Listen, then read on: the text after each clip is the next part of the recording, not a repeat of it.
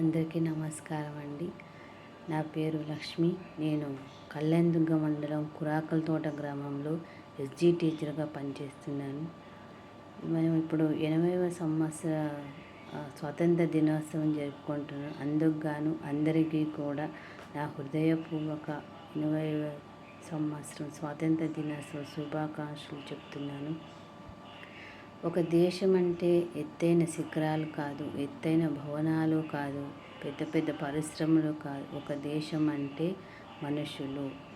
ఒక దేశంలో మనుషులు ఎప్పుడైతే కలిసికట్టుగా అన్నదమ్ముల వలె ఉంటారో ఆ దేశము పురోగతిలోకి వస్తుంది. మన గురజాడ వారు కూడా అన్నారు, ఏమనంటే దేశం అంటే మట్టి కాదు, దేశం అంటే మనుషులు.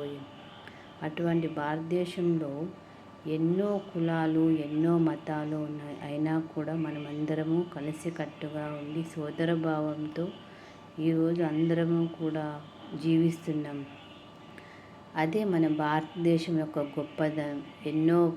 ఎన్నో రకాలైన పండుగలను జరుపుకుంటున్నాం. అయినా కూడా అందరూ కూడా స్నేహభావంతో, సోదరభావంతో మెలుగుతున్నాం.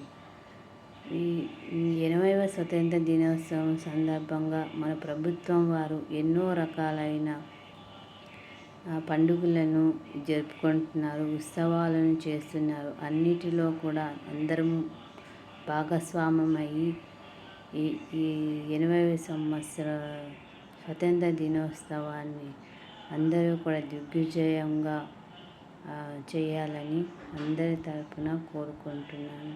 ధన్యవాదములు.